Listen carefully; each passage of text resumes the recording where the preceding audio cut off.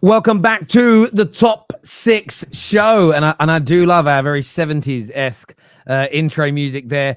Brilliant panel for you tonight. We've got Giuseppe back in the house. We have one half of Bros on the top in Kate. The other half of Bros doing his best Sinead O'Connor impression tonight in Henry Wright. We've got man like Tom Little. And, of course, there's Sard repping Arsenal as well. How are we all tonight? We all good? We all well? Yeah, it's almost the weekend. I'm complain. Gas. Yes. Finally, football's back. Hey? It is. Yeah, I think it's 8 days into the season starts. Charity Shield on Saturday. Oh, yes. Finally, feels like it's been the longest summer of our lives. Yeah. I don't know about You've guys, been all right. like You've been all right, though, summer. Henry. All I've seen you do for the last 5 weeks is pose like this and clickbait. You've been doing great. Yeah, I learned from you, didn't I? Yeah. Clickbait king here, brother. Clickbait king who keeps growing every month after lying to his viewers. Oh, yeah, no, I hear you. I've had so many. I don't know where it's coming from. The amount of DMs in the last few weeks until it's news. Like yesterday when I did the video about Man United, the allegations of corruption. No one said it was clickbait. Oh, well done for covering it. Today that we've put out the evidence that there's no corruption at all. United have actually been more transparent with their accounts than any other team in the Premier League, mainly because we have to. Today, clickbait, lies. I just realized it's all about whether people like the news or not. Or you. If they don't like you, the person, that's all it comes down to. But listen, everyone hit the like button. Everyone make sure you're tuning in. Footy Judge Mo. He used to be a member of the Football Terrace. He no longer is. I feel heartbroken, Mo. Jesus. But yeah, welcome everyone. Loads to talk about, but I do want to start off. I've been away all afternoon. I've been with the kid. We've gone bowling. We went to the amusement arcades, went and had a little bit of Five Guys. Nice afternoon. I've not been on socials. I had a little 10-minute lookie before we went live. Why am I seeing Liverpool fans panicking online about Zubimendi? Is there an issue? Is there a problem, young Thomas? Apparently, Real Sociedad sat him down this morning and had this charmed offensive to try and convince him to stay, which involved a presentation about mountains and Spanish food as to why he should stay at Sociedad for one more year. And apparently that might have turned his head and made him stay. Wow. Liverpool ain't got much pull then, have they? I'll be honest, the way the Liverpool fans are this is the thing with Liverpool fans. They were gunning for Arsenal fans. They were gunning for Man United fans. Oh, we've got more pull than you. Zubimendi turned you lot down, even though Arsenal ain't actively gone for Zubimendi in like a year and a half. It was before Declan Rice, so we actively went for him. So if you don't get him now, you know it's all coming for you. And Tom, I don't know if you specifically said about the poll, but it's coming for you as well, mate. No, I would never say anything like that. No, I wouldn't. He sent shots though. He sent shots to certain YouTubers, bro. He come up and started sending comments. Tom, bro, of course. Oh, Tom. I may or may not have said. I may or may not have said. How does it feel for Arsenal to have their pants pulled down in pre-season and then a week later their top transfer target for 2 years taken away from them? I may or may not have said that. Hang on, but what YouTubers did he go for? Who? Sad. It was sad. No, he went for me. Hang on, yeah, I was about to say, Sad is he's not a YouTuber. He's a guest at best. Jesus. Hey, listen, man, let me alone, man. Hey, we're trying, man. We're trying, bro. We're trying to hear get you, bro. Level, and the terrace community is always here to help support, as we've done since day one. Since day one. But yeah, are you worried at all, Tom, that this could fall through? With Liverpool, I've got to be worried about everything. We nearly didn't sell Fabinho last year because his dogs weren't allowed in Saudi Arabia. Like the stupid shit happens with our transfers, and a player turning us down because someone pulled out a PowerPoint presentation of some mountains and some paella places in San Sebastian. I cannot rule that out. Like that's my worry. The fact that we went so big in terms of committing on him as well, it's not really a great look for us. I'd like to think that we still get it over the line, but who knows? Maybe all maybe we just need to build more tapas places in Liverpool, and find some mountains somewhere.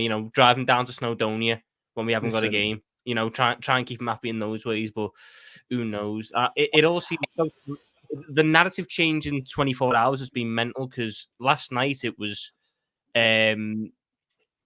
full of confidence and the deal's going to happen. Sociedad think he's going, this, that, and the other, and now it's the Basque Mountain Range is quite good, and his head might have been turned, and he might not want to leave Sociedad after all. And it's all just who reported this about the mountain ranges and all that? Who actually reported that? Our journalist reported it. That he had a presentation stay involved in the geography. Is that Dave Kopp? No, it was Lewis Steele. He works for the Daily Mail. Is he? I don't know. He's one of the better ones. He's one of the better ones. Is that just surely you haven't signed anyone in 6 weeks of the window now? We haven't sold anyone either. We have done zero business. We have done. No one's left. No one's joined. But with Edwards and Hughes at the top now, you got very, very intelligent football people. They're not going to let Zubimendi slip through the net over a couple of mountain ranges. I mean, when you got an international break 3 weeks in, flying back to Spain for a week or so.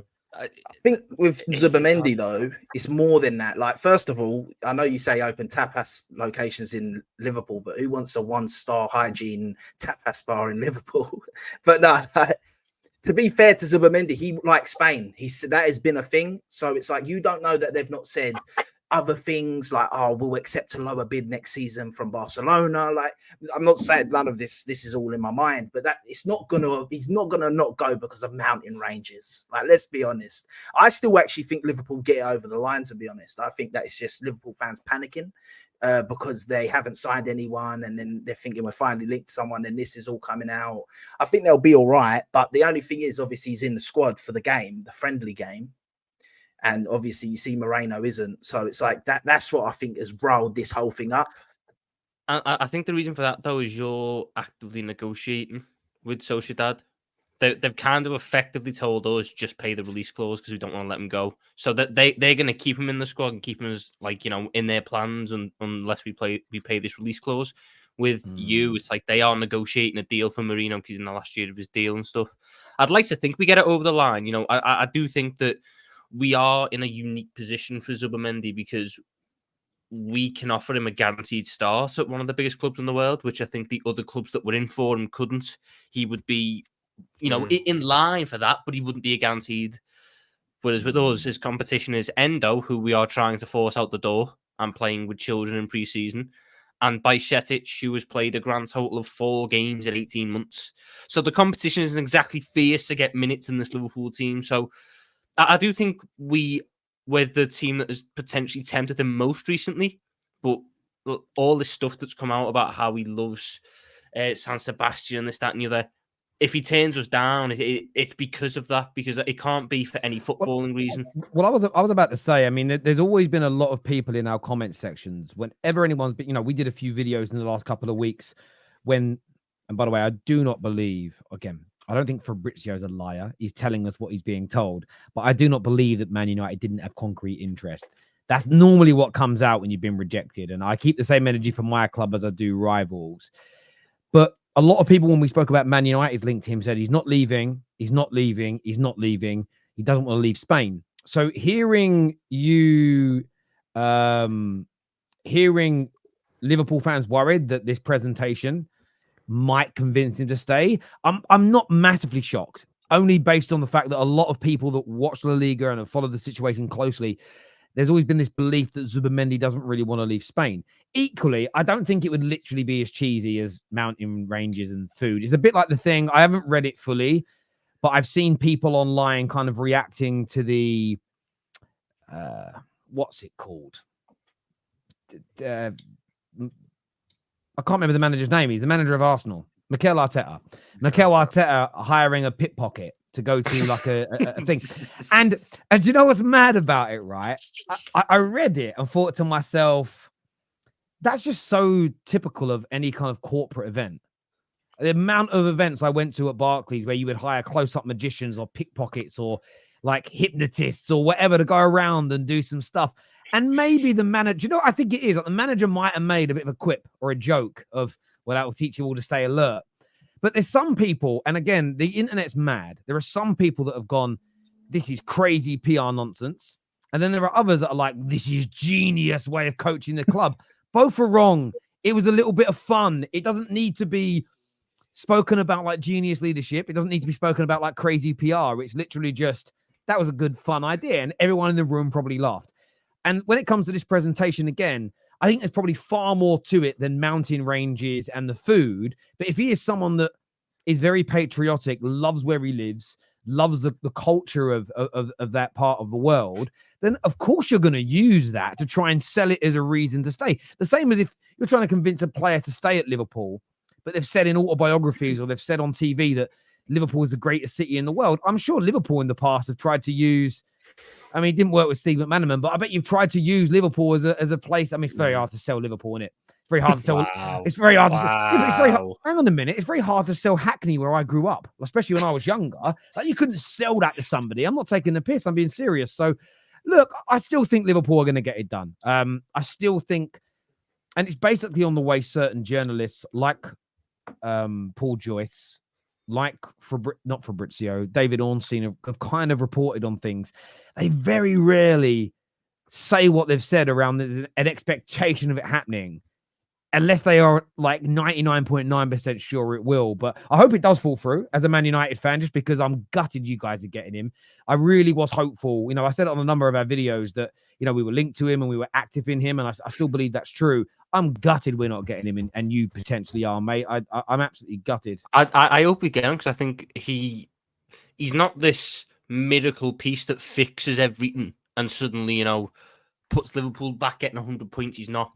But he kind of covers a lot of the issues that we've got. Like, we all of a sudden are better playing this slot system with more possession, because bar Fabinho, no other DM we've had since Alonso was good when being pressed. How would you line him up? How would you put him in the lineup? It would probably end up being Zubimendi and McAllister as a pivot, and either Szoboszlai or Elliott as the 10. Yeah, depends on Szoboszlai, surely. It probably depends on what he wants. If he wants more physicality, it'll be Szoboszlai. But if he wants technical control, it'll be Elliott. Because I think a midfield three of Elliott, McAllister, and Zubimendi is so technically sound. Yeah. Season for Szoboszlai. The man who got the second most assists out of any Premier League played in 2024. That Harvey Elliott. Against who? What games? When it was? What were they playing for? Away. Half of them may have been Europa League, but that's irrelevant. I think Zubimendi's a game changer for Liverpool, though, to be honest. If you sign him, that's a game changer. Definitely going into this season, obviously battling for top 4, which is what you're going to be doing this year. I don't see it happening. What, I don't see Zubimendi or top 4? Both. But Zubimendi, he loved Spain. He didn't want Arsenal, and that's London. I'm not being rude, Tom, but how on earth do you persuade someone who likes Spain to take the trip over to We've got the wonderful Liverpool mountain, which is a 10 meter tall statue of multicolored rocks. That's like our mountain. They've got the Basque region mountain. We've got Liverpool mountain. Christ. And a mountain of rubbish in the middle of the road, or it's just not the ideal place. I don't see it happening. Everybody knows he loves Spain. I think if Liverpool want him that bad, they're going to have to pay the release clause to get him out. Otherwise, it ain't happening. I don't even know why he said yes. If there was even any doubt in his mind, why would you say yes? Like just stand on Because your feet this and is say, what like, happens to Liverpool. This is what happens to Liverpool. We get embroiled in stupid transfer sagas. Who's the backup plan? Because I think with no idea. McAllister would be brilliant, but absolutely no idea. Would you bring in Gertruda? The centre back. Well, no, he's a DM, but can play. He can play everywhere. He's played DM loads of times. He played like right back. No, I wouldn't take him. No, I'd rather get an actual natural DM than Gertruda. But what options are there? Edison? I don't know. Is he an actual DM?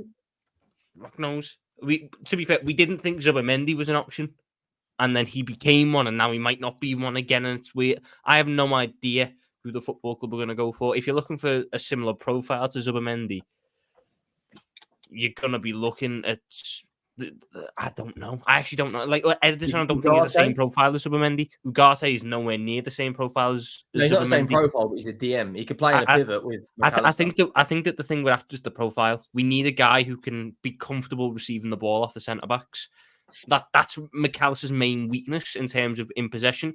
Last season, you saw it a couple of times where you get caught, he's waiting to receive the ball. So I think we're definitely in it for the profile of what Zubimendi is. Now, I'm no scout. I don't know which other players fit that mould that we could be after. But if I was to be a betting man, my money would be on us if we don't get Zubimendi going for another player of the Zubimendi type ilk to partner McAllister.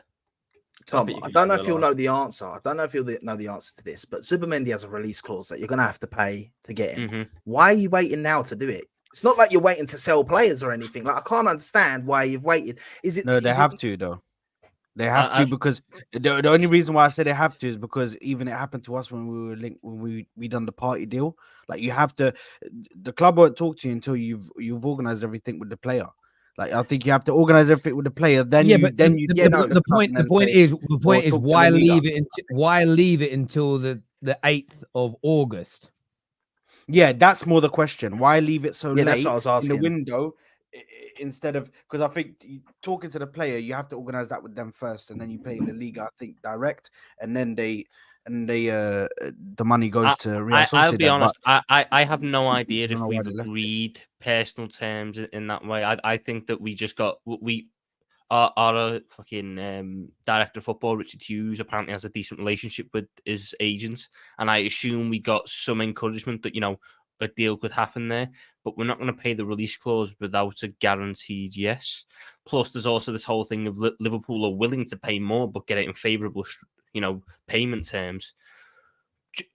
You can't hype on for years and years about how much money we make and how low the net spend is, and then when opportunities like this come about, decide, oh fuck, I need it in better payment terms. No, you have to bite the bullet at times.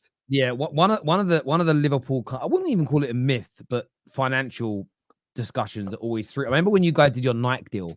This is all before lockdown started. I remember where I was working at the time and I remember doing some streams specifically outside my old place of work about it. And there were Liverpool fans going, "Oh my god, we get like 25% of all Liverpool, like Nike brand, like Liverpool branded Nike merchandise. It's going to change the game." And this miracle Nike deal that we've seen nothing of except the money just hasn't gone into the squad anywhere near enough. And yeah, I still think Liverpool will get it done. I understand what Kate is saying, and of course, there's always the possibility that he stays, but I think you'll get it over the line and make it work. Viewers, give us your thoughts. You just need to tug on his heartstrings with the Xabi Alonso stuff. Get Stevie to ring up Xabi and tell him to join, because apparently Xabi Alonso is idol. Hang on. So you're going to ring a man that rejected coming to you in the summer to try and convince him to come now? Yes, basically that's how desperate I am. That is a faux pas, my bro. That is a faux pas. Liverpool fans, let us know what you think. And Phil, is this an issue in your opinion, or do you think this is a bit of a nothing burger that the sort of, not even the media are blowing out? It's more the Liverpool fans online I've seen that have made this a thing. It's not even really, of course, you've got some trolly rivals, but other than that, it's been kind of Liverpool fans pushing this. But let us know what you think. And Phil, Spurs fans, young Catus and little Henry, I've heard that you might be looking at Ivan Toney today. Why are you rolling your eyes, Kate? You're always negative, you. We're linked to everyone. If you believe it, we're linked to. We're getting in about 30 players. We was definitely getting Dominic Solanke when I came on Monday, and now all of a sudden we're linked to Ivan Toney. So I'm taking everything with a pinch of salt till they're holding up that shirt. But if you ask me, and I understand that part of it, and I think that's fair. But in terms of I think it's Ben Jacobs that said you've got concrete interest in him, and you've made no formal move for Solanke yet, according to him. You are also looking at Ivan Toney. Is that a deal is Ivan Toney a player you would prefer Tottenham to pursue? Do you know what? I've always been one that really wanted Toney, but I am concerned that nobody seems to be buying him. That worries me. Why his price has gradually dropped, and yet there's not the interest there. Either way, whichever one we get, if we get either, it's going to split the fan base because loads of having meltdowns about even being linked to Solanke, whereas the other half are over the moon. And then you've got half that don't want Toney because Ange has come out from day one and said he doesn't want bad apples in the squad and attitude is the most important thing. And Toney is rumoured to have a bad attitude. But for me, he's cocky. He's got a bit of swagger about him. And I think that's something our team lacks. So I would love to see Toney come in and take a chance. Yeah, you bang on. He's got flair. We haven't really got anyone in our team that's got a bit of an ego. Everyone seems to be. Richarlison has. Why don't you just keep? Yeah, but come on, to get Neymar tattooed on your back is beyond ego. That's just insanity. Like that's no. Like, I'm sorry, isn't the worst part? He's got himself tattooed in between Neymar and someone else. Like he's on their level. Slow down, because I've never really studied his body like you guys seemingly have. What has he got tattooed on himself? He's got Richarlison himself, Neymar, and R9 on his back. And by the way, I don't study his body. It's on his Instagram. You mean Richarlison? I thought you meant Ivan Toney. Sorry, I misheard. Anyway, carry on. I'd be worried if Ivan Toney's got Richarlison tattooed on his back. I tell you, this guy did win things, but you know, Lewis Nani had like a 1.5 times lifestyle size brass statue made of himself in his own living room. Yeah, that's like Conor McGregor sort of setting. But with Tottenham, it's Toney makes more sense financially for the club because this has got Levy written all over it. 1 year left on his contract, homegrown, in his prime years. The fees figured to be £40 million if you believe the reports. Solanke's got a release clause. It's a bit of probably of a harder deal because the contract negotiation side of it, Bournemouth, he's still got 3 years left and he's Bournemouth's star asset. So why do Bournemouth? They don't need to sell Dominic Solanke. Whereas if the money's on the table, you can bet your bottom dollar that Brentford will take it. With Tottenham, Paul O'Keefe and Romano have come out and both said that we want to get 2 more forwards in and we're going to have this massively busy last 3 weeks like we haven't had a transfer window for the last 6. You know, all of our business should have been done before we went to Korea and we could have embedded Toney in, he could have learned the system or Solanke. But we're gonna be in the same boat because we're selling Richarlison apparently, if you believe the rumours. So we're gonna have one striker next season. Who's buying Richarlison? No, actually, he's come out and said he's staying. Apparently, Saudi put a bid in. There's a lot of rumours about clubs in Spain, Italy are interested. See what he said? Oh, he said, I heard what he said. He went, I ain't fucking leaving. Come out. I ain't fucking leaving. He wants to play in the World Cup for Brazil, and he thinks moving it to the Middle East is gonna change that. I don't think he'll get back in the Brazil side anytime soon. But, because riding the Tottenham bench is a much better showcase of your talent. Yeah, exactly. You know, first team football should always be the priority. But Toney makes more sense from a financial perspective. But I think there's another name going to come out of nowhere. You know, there was 5 names on the list. 4 of them have been revealed. Eddie Nketiah, 30 million. That's the rumor. Eddie Nketiah. Yeah. Instantly becomes your best attacker. He's homegrown as well. He's homegrown. Bro. Instantly becomes your best. Henry, he will become your best attacker. There is no rumour involving us with Eddie Nketiah. Do not buy to it, Henry. They're being. I know it's complete bullshit. Henry's going to do a video later going, oh my God, we're getting Eddie Nketiah. Oh my God. Dominic Solanke rejects Tottenham. Eddie Nketiah breaking news. I mean, Eddie Nketiah is also younger, by the way. He's got more potential. You know, you got to. If that happens, I'm on top of the world, bro. If that happens, bro, Nketiah come into the fine walls of Arsenal may have taken a homegrown talent, Sol Campbell, but Tottenham took homegrown talent Eddie Nketiah. Nah, listen. If you signed Eddie Nketiah, it'd be comical, mate. It'd be comical. Where is it? It'd be so. Hey, listen. We can't even pay someone to buy him. You're actually a disgrace. You got Look, fair enough. He won. He left. He got his trophies. He got his. Put Campbell back up. Put that England legend, that Premier League legend, up on that screen, please. Bit of Sol Campbell. The invincible. Oh, I should do mine and put Mike. We could put Michael Carrick up and Berbatov up behind me. I don't mind them joining Man United.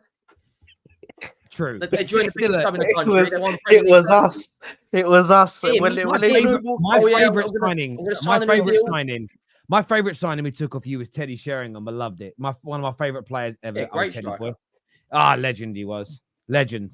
I used to go out a little bit. I used to go out in Loughton a little bit when I was younger, and he was always out. Even when he was retired, there we all were, 20, 21, 22, and there he was, pushing 50, Teddy Sheringham out with the lads. He was a geezer. He was an absolute... I wouldn't be surprised if he was still in the bars with the 18, 19-year-olds now. He's a legend. He's a legend. But yeah, how could you turn down Nketiah? He wears the number 14 for Arsenal. What a legacy! Listen, honestly, he could be your Thierry Henry. He could be your Thierry Henry. What are we doing here? Like this. We're trying to get rid of him, mate. That's what we're trying to do. If someone's going to take the legacy of Harry Kane, you know, an icon, it needs to be the guy who was able to handle Thierry Henry's legacy on his shoulders by wearing that number. Exactly. The number weighs heavy, bro. But speaking of legacies and everything else, you guys do realize when it comes to Henry Wright, he's a big Spurs fan, but he is literally named after two of Arsenal's biggest legends. It's brilliant, isn't it? Yeah, it's absolutely brilliant. We're not calling you Henry anymore. We're calling you Henri now. We're going to call you Henry Wright. Henri. We'll call you Henri. That's what we'll call you. Jeez. But you love Arsenal, though. You have to admit, you do. I have to say, you have become a little bit of an Arsenal lover. I've been complimentary. They're a good side. You've become an Arsenal lover, haven't you? Do you know what I mean? And if you believe people on Twitter, then I'm absolutely obsessed with them. Well, the thing is, it's not even that, Henrik. Like, you've even been stealing my flow. I've seen you say scary. In fairness, I've seen the amount of people that I now see, isn't it you, Henry? The amount of people that used to slag me off. You didn't, to be fair, well, not that I know of. If you did, I don't care. For using the word scary. The amount of people I now see using it that used to slag me off for using it is unbelievable. Like, I've screenshot it and I sent it to my mum and go, Mum, I made it. Look, I cited a worldwide trend. I'm using it as I'm buzzing about that, honestly. Yeah, just like Terry. Yeah, but it's relax, people. I'm only joking, by the way, people. I'm not actually having a go at Henry because I don't really care about the content he makes in a nice way, as long as he's not doing any weird stuff. Do you know what I mean? And inciting riots or asking people to go and rob Greg's. I'm grand with him. Whatever he does online. Outside of that, I'm relaxed about it, bruv. They are mimicking you, Terry. I don't think it's about mimicking me. I'm not that arrogant to think people mimic me. I think it's about people look at it and go, well, how can I attract people to... Everyone's got do you know what it is with YouTubers? Everyone's got a different way of trying to attract people to their content. And even like you watch something like a Mr. Beast video, biggest YouTuber in the world, it will say something like a baby picked candy over $2 million. The baby didn't. The baby has no conscious ability to understand what it's done. But of course, the title makes you go, I'm going to watch this. And then it turns out to be a really good bit of content. And I think people have just got to get there. You know, I've just got a waken up to that. I really don't think anybody cares that much, if I'm being honest. But there we go. By the way, Terry, we just got a here we go for Chelsea, man. So. Another one. Mike Pandas. They're out of control. Like, they are actually out of control. It's apparently another goalkeeper. I don't know. It's the Genk. It's the Genk young goalie. Genk goalie, bro. Right. But when we say young, how young is he? Like 16? Well, he was born in 2005. Oh my God. By the way, that's the weirdest thing that I love Fabrizio, but the weirdest thing he tweets now is the year that a player was born. I don't quite understand it. It almost feels like AI and someone's done it on his behalf. It's like, why are you the 2008 born player? It's like it's just maybe it's weird because it just sounds so young. But yeah, they also signed another 20. They signed another player today, didn't they, for 25 million euros that was announced by them today. I'm seeing too many. These guys are just 20 million, 25 million, 30 million for all these youngsters, but I'm like, aren't youngsters supposed to be bought for like 5 million? You know what I mean? 10 million euros at most, maybe. Unless they're going to make profit on amazing talent on their youngsters, though. These players they're signing, this business model, 5% of these players that they're signing will actually play for the football club. They're just going to turn a profit on the ones that are not. So their business model is in 5 years' time, they're going to probably generate between 200 to 500 million pounds on these players. Like, let's be honest. How many players have they signed in this window that get in their first 11? 2. This is crazy. 3. 3.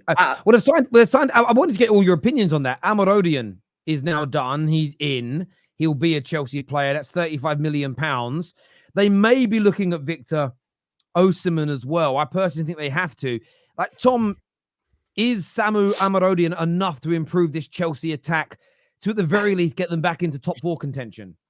No, I saw the single greatest comp of a player ever. This man uploaded a video of Samu Amarodian, however you say his name, the guy who just signed, his performance against some mid-table La Liga side.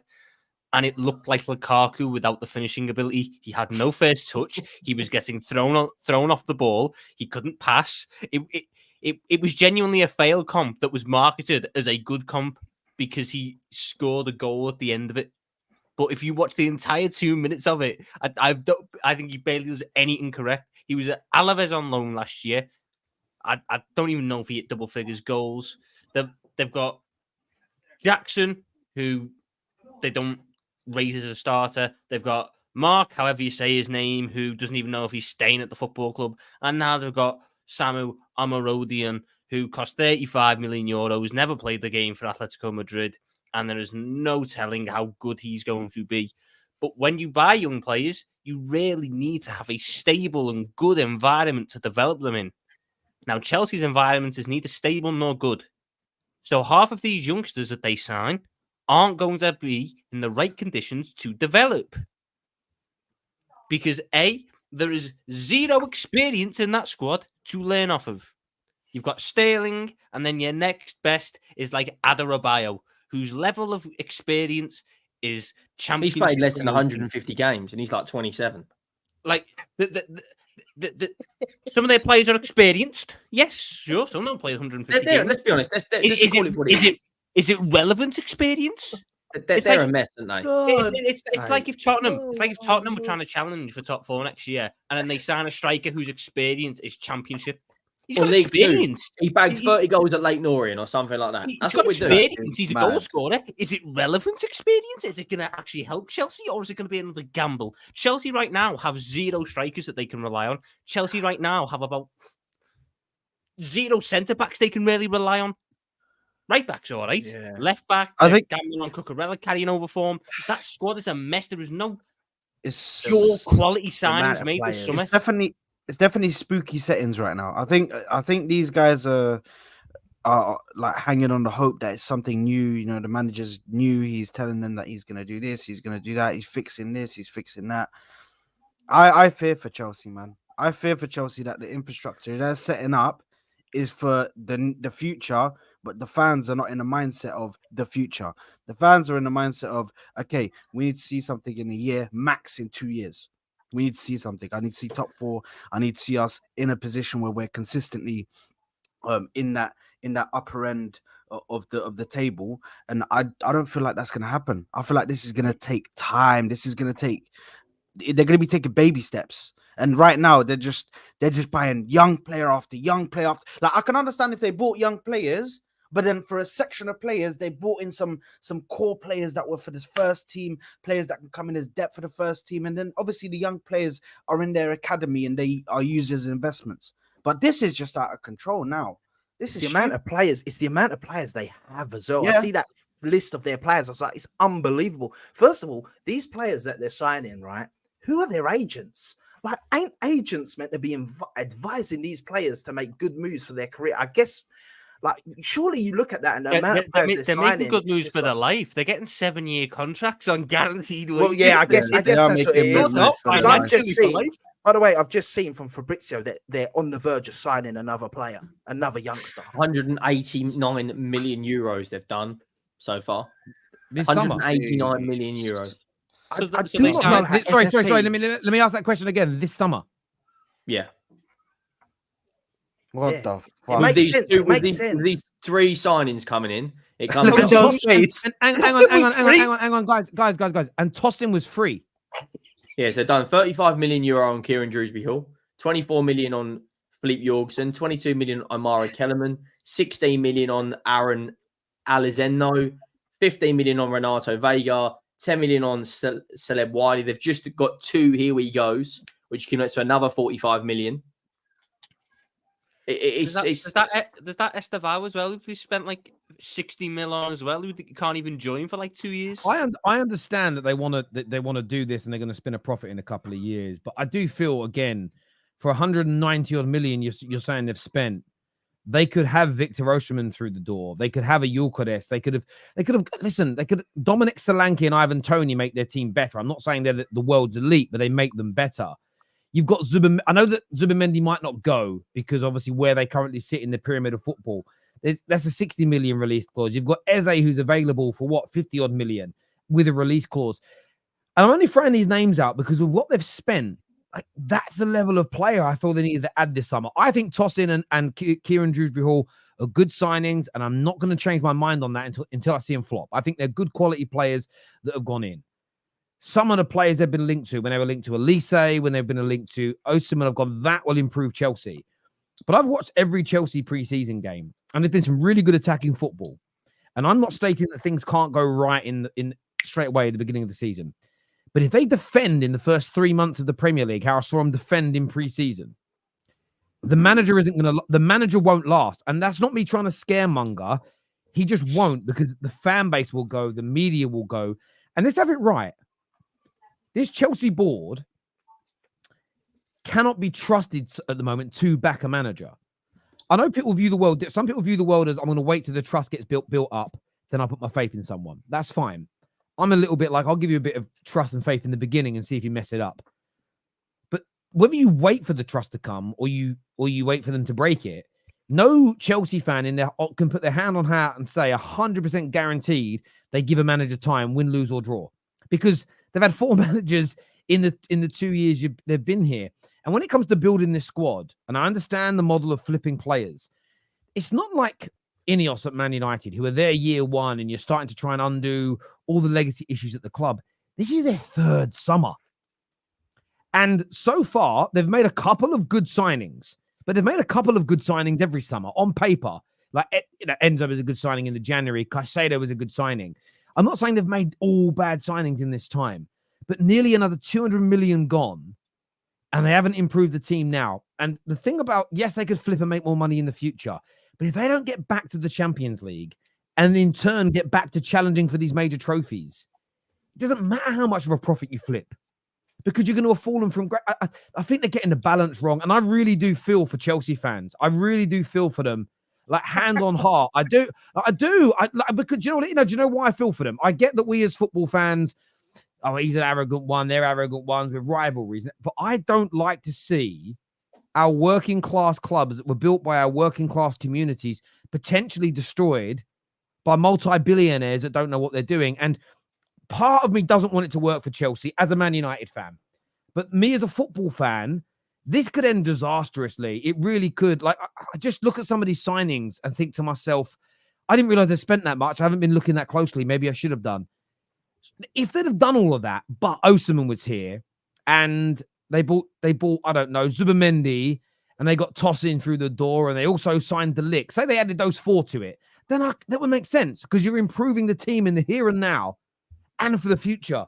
But I don't know. Maybe I'm missing this, Chelsea fans.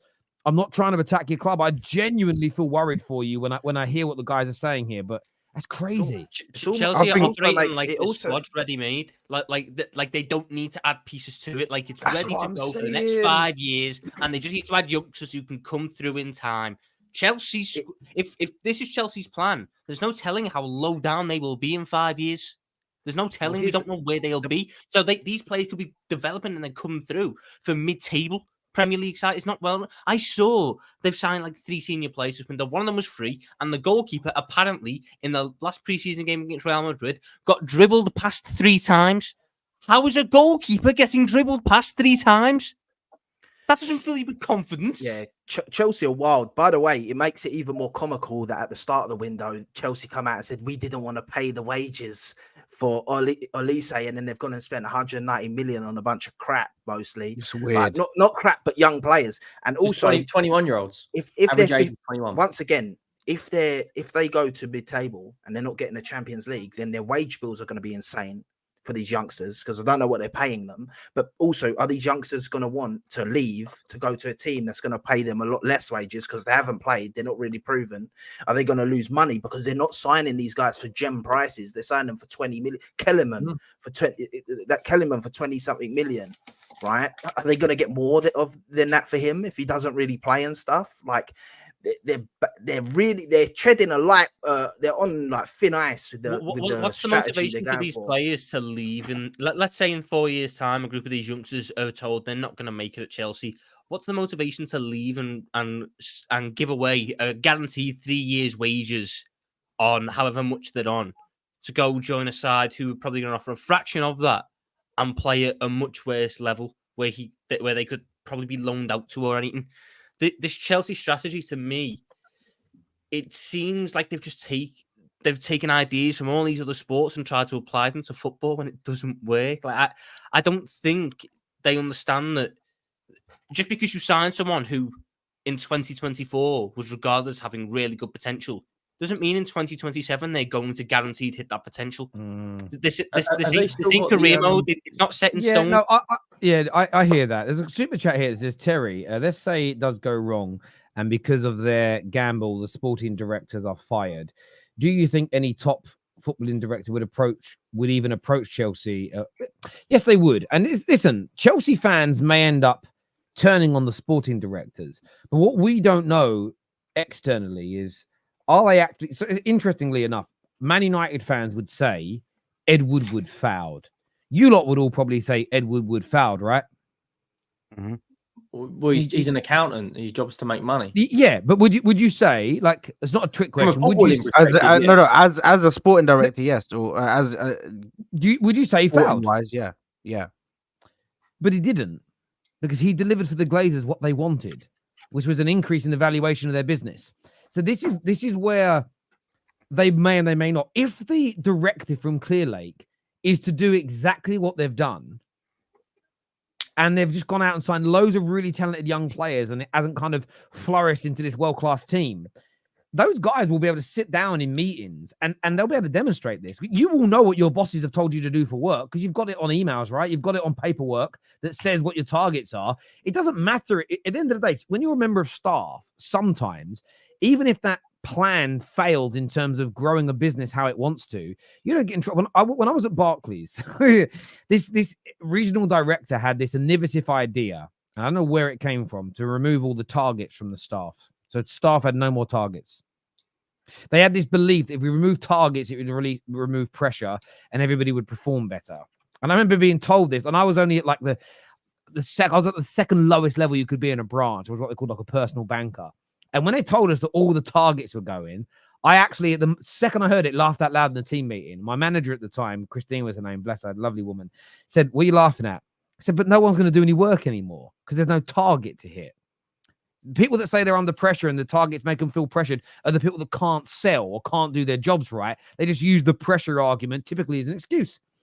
Within 4 months, the amount of sales and things, accounts, everything dropped to a point where they quickly brought them back and they ended up sacking the person whose idea it was. Who didn't get sacked was all the subordinates underneath that person that were just following out their role based on what the new process and formula was. So listen, you might find that they struggle to get jobs, but somebody will step in and go, "Well, what do you want me to do? What are you paying me £5 million a year to do?" "Yeah, we just want you to keep stocking this team full of young players."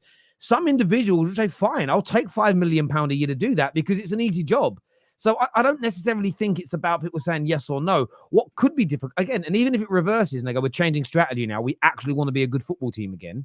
This is in the world where it went wrong."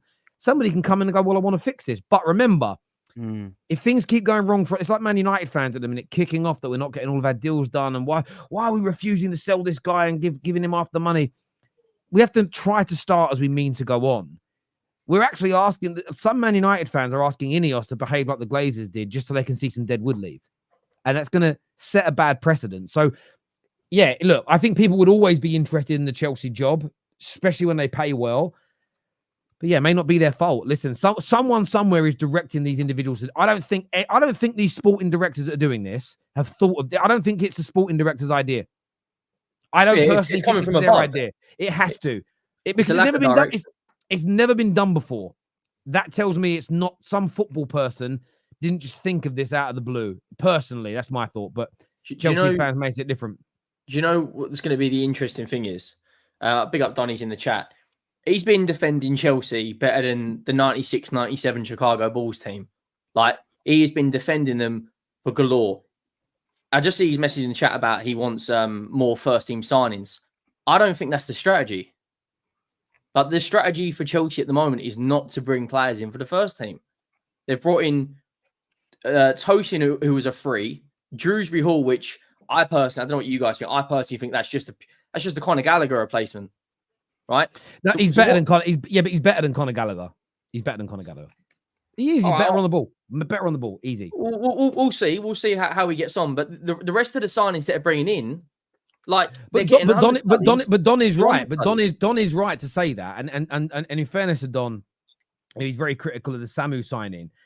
They do need more first team players, and youngsters can still be first team players, because if you signed Yamal today, that's a first team player, even though he's 16, as an example. Spurs have bought a first team player in Archie Gray. He's young, but he's a first team player. He's how really many of the good. youngsters? No, I agree. No, I exactly agree. It's not about age; it's about being a first team player. Don has also said, "Karma, the window is not over. We don't know who else will be brought into the first team." Tom's salty because FFG have zero ambition.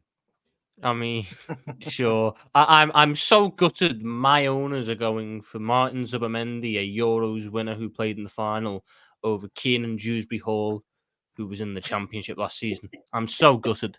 We really don't have ambition. This is the thing with Chelsea as well, by the way. The fans are saying win the league and that. But could you imagine Chelsea? Could you imagine Chelsea fans 10 years ago if their marquee signing was a Championship player? They brought Pedro, by the way. Pedro from that Barcelona side was on their bench. They have the fall from grace is unbelievable. 10 years ago, their marquee signings from a window were Cesc Fabregas and Diego Costa. Nowadays, it's Philip Jorgensen and Kiernan Dewsbury Hall. But other clubs are the ones not showing ambition. Right. Good to know. This here says, I truly worry for our defense this season. Not a single composed defender at the back in the back line. At this point, with our squad and the business we've done, I can't see Chelsea finishing higher than 5th. And that's very. Look at what he said as well. Not a single composed defender for a system that's supposed to be played primarily out of the back.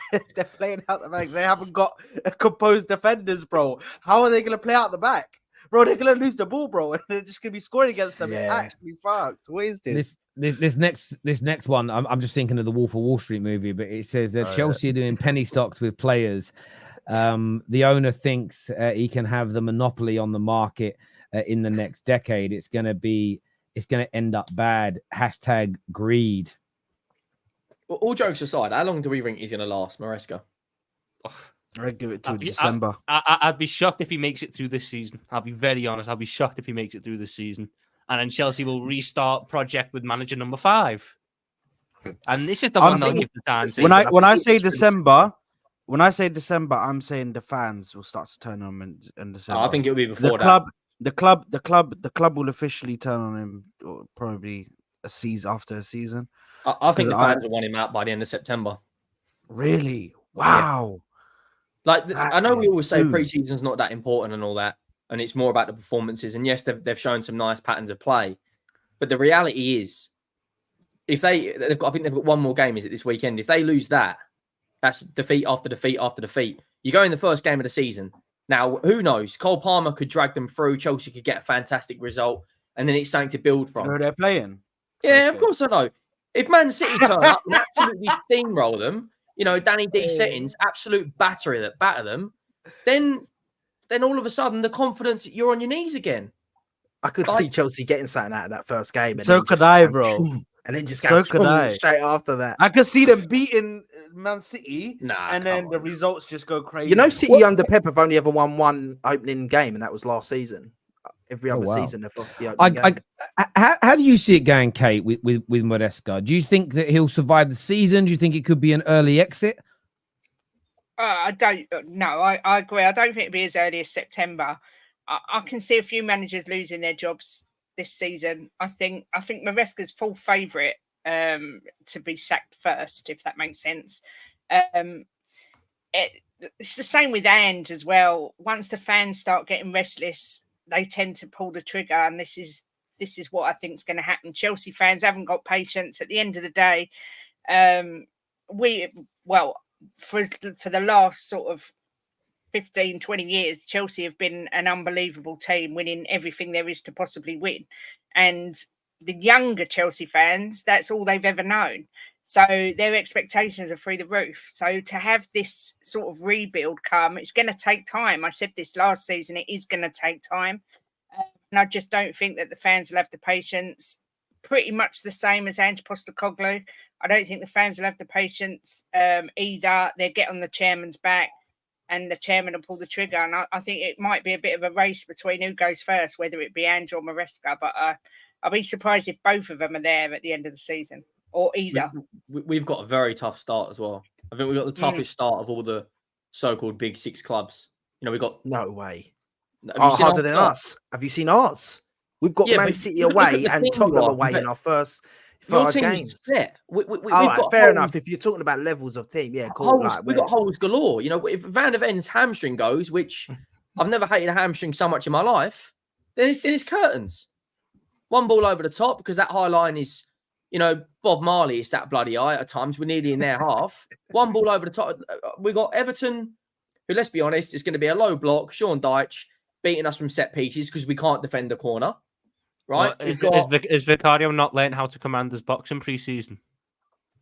Oh, yeah, we've done better, but we've played the Korean 11, Vissel Kobe, Bayern Munich, and it was their B team and they passed us to death. We've then got Bayern Munich again on Saturday, and the club have announced that we're going to give Harry Kane and Dyer an award.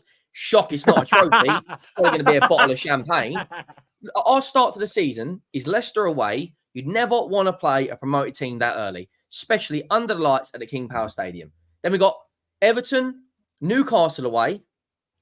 Let's be honest, we've been battered there 2 out of the last 3 times. Then we've got North London derby, then Brentford, then Man United away. United could steamroll us, then Brighton away, and then we've got West Ham, and they always turn up against us. Then Palace and Villa. Right, so I thought the start of the season was the first 3 games. You rattled through the first 3 months there. I think most teams could go through that and go, "Oh, I've got a tough start there if I go through 3 months."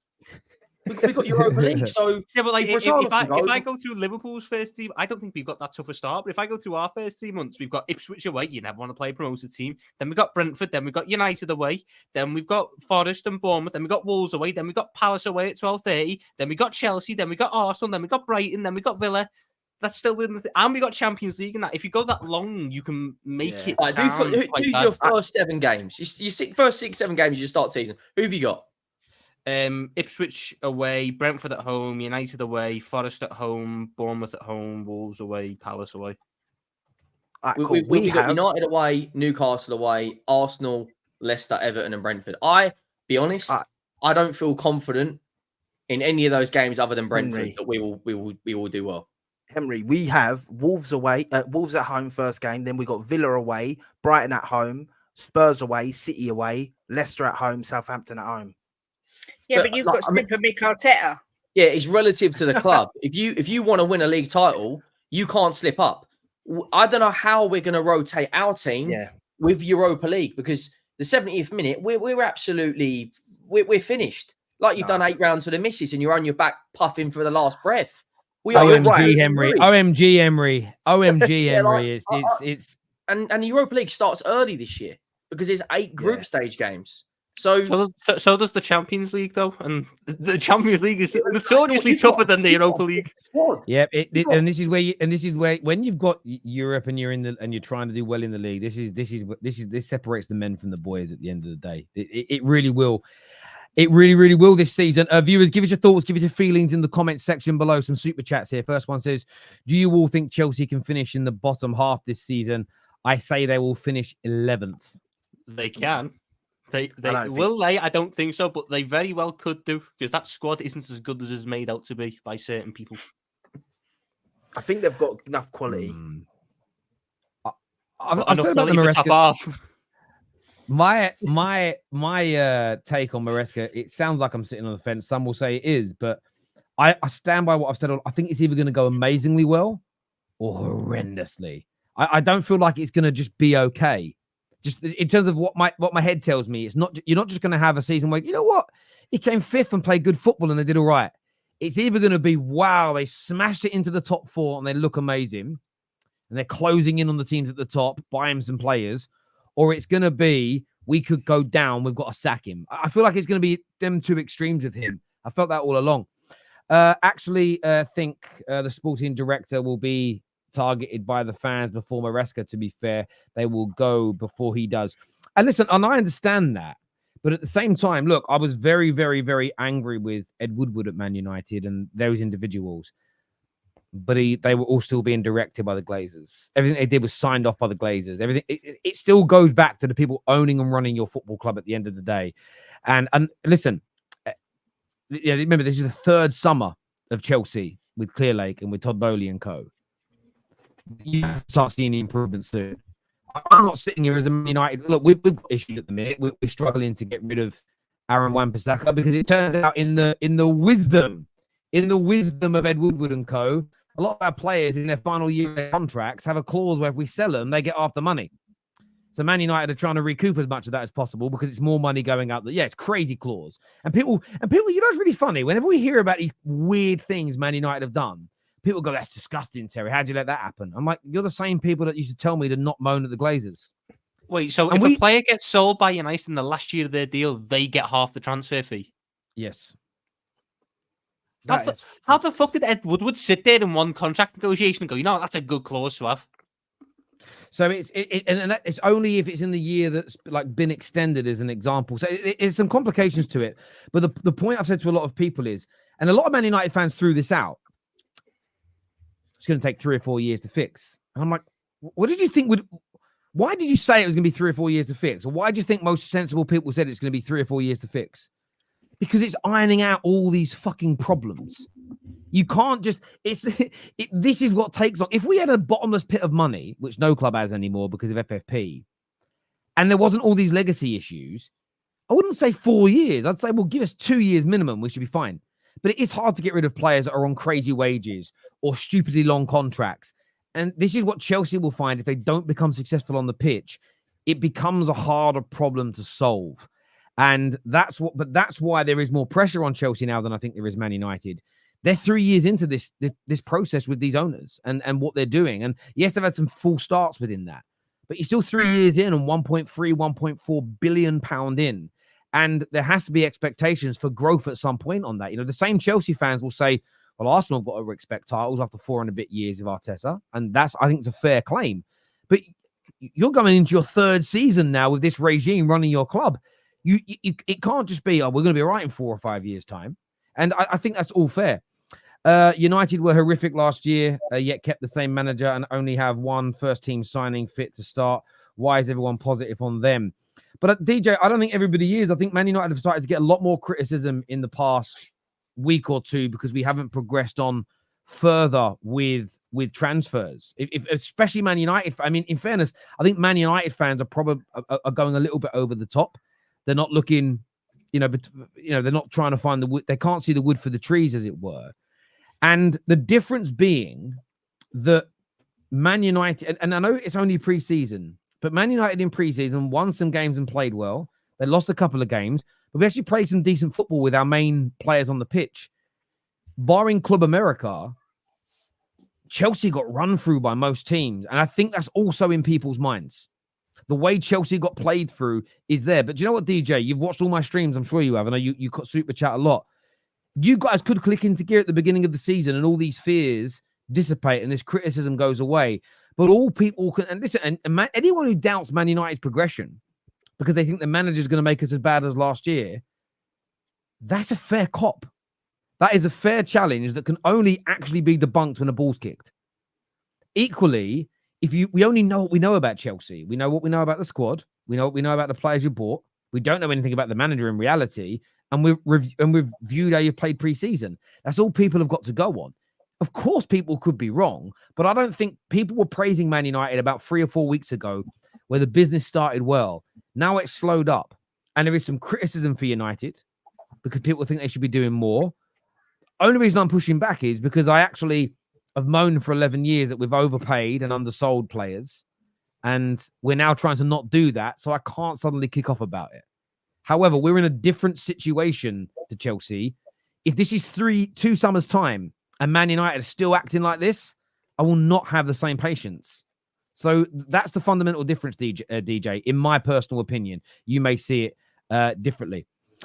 Chelsea will be a month into the season before we're ready. October to November, we play Liverpool, Newcastle United, and Arsenal, our tough period. So if it's going to take Chelsea a month to get ready, so that'll be about mid-September, then they go into the hardest part of their season against a number of teams who I believe have better squads or better managers or both than Chelsea. What's not to say come December, Chelsea are bottom half, Chelsea are cut adrift from where they want to be. How does that affect morale? How does that affect the fan base? To accept that it's going to be a month into the season before you're ready, that's not great. And for the side that has invested so much in the past 3 years, to still be saying these same things, where's the progression gone from? Where's the progression from where they were when Todd Bowley took over? It's true. And there's also a comment that one of our viewers just put in about the difference between Man United and Chelsea. We haven't got some of our deals over the line yet.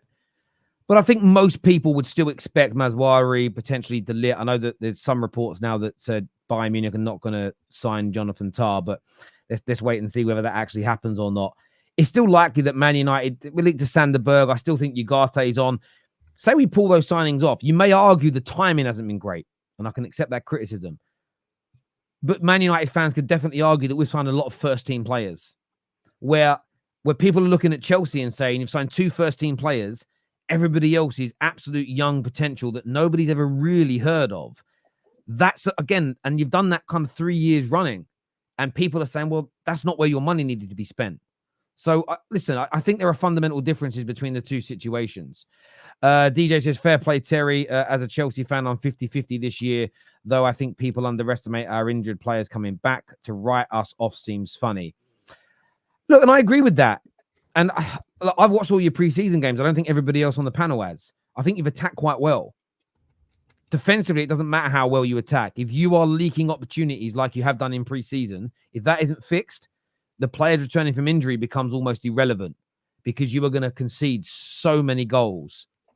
You know, you really, really are. But that also might click into gear. This year says we're also stockpiling youngsters without enough loan spots. These players will not have a clear path for their careers. It's a fair point. Was Chelsea ever a working class club? I'm sure. I know it's in Chelsea, but I'm sure it wasn't. I mean, most of their fans are working class when you hear them talk, just because it's in Chelsea. Like proper Chelsea. People, that's proper, like, you know what I mean? People don't talk like that if they're not working class. That's like working, you know what I mean? It's, I've never heard a working class person go, oh, hi, hello. My name is Sebastian. I've never seen that before personally. On Man United, we obviously linked to Ugarte. Sander Berge. If we end up with Sander, what do you got as rivals?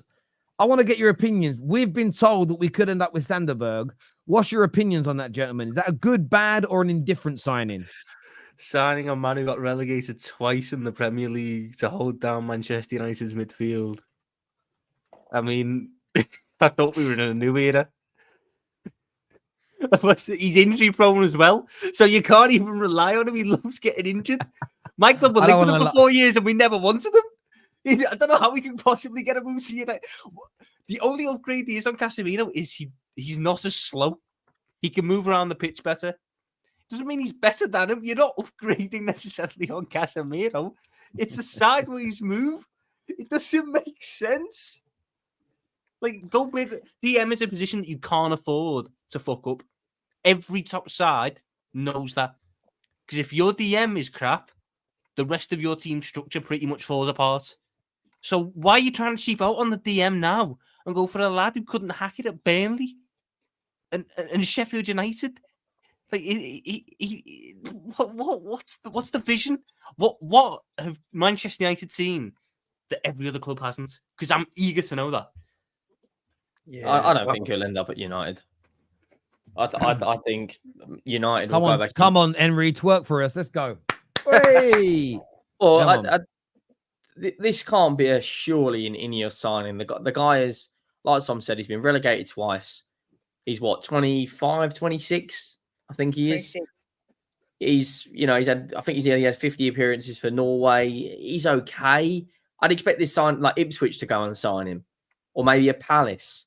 But Man United, I mean, to go from Ugarte to Sander Berge is a bit of a kick in the teeth. I think they'll go in for someone else, or they'll negotiate with the with PSG to lower Ugarte's price. I think it's somewhat better for Man United because Sander Berge just sounds like a Glazer signing, or going and overpaying from Ugarte. It's something the Glazers have done year on year on year. So I think they are changing the way they operate, but they still need 2 more signings coming. I think De Ligt and Missouri, I think they'll both get over the line eventually. But like Tom said, if you haven't got a solid DM, we've seen it at Spurs. Not to turn the conversation to Tottenham, but we haven't got an out-and-out DM, and we've got, a bagel midfield. That's how big the hole can be at times. So United do need to get this one sorted, especially with Europa League as well. Like, rotation is going to be key. All these, you got a relatively good attack and a good defense, but that DM spot, I think, is alarming. If Sander Berge is the guy, then that's a big red flag. It makes no sense to me either. I don't know how much they're quoting the price will be for him, but like when you see Fofana, yeah, go on, let me know. So before I carry on, how much they're saying? Well, he's got 3 years left on his contract, so 25 mil, 30 mil, something like that. So why not get Fofana? Why not get that Yusuf Fofana from surely they are that looking makes at more him. sense. They are looking at him. That's what I'm saying. Yeah. I can't understand it. I really can't. I don't think that. I think that might be just something that's getting chucked out there. Maybe to make PSG think maybe we'll lower our thing because they're looking elsewhere. It just does not make sense with even the signings that Man United have made so far and are linked to. He just seems weird. Like, he just does not seem like someone they'd be going for. So I'd be surprised if Man United sign him. Will he be good? Listen, you've seen crazier things happen. People have gone into clubs and that you think they ain't going to do nothing, and they end up being quite a solid player, just like a steady Eddie sort of player. But I just don't think where Man United are right now. But that's where I see a Sander Berge. I'm not enthused by it at all. I'm not like, wow, this is going to improve us. Yeah, it's not an oh my god, is it? No, it's not an oh my god at all. It's not. What I would say is it's a good. It would be a good sign if we went and got De Ligt, Mazwari, we got Ugarte over the line, and then you added someone like a Sander Berge to the squad. Then I'm more comfortable with it because I'd say decent. He's decent technically. I know he's got his injury concerns. I would probably be more comfortable with that. But him being sort of the main new midfielder we bring in is crazy. Obviously got a really good talented youngster in Collier, who I want to see given game time next year as an example. I really do think what slowed our situation down is the players exiting and leaving. I do. And as much as there's legacy issues and as much as I'm frustrated, I'm certainly not doing what I've seen some people do online and kick off at the Ineos already. I think that's far too premature. I've seen a lot of clubs struggle to sell this summer.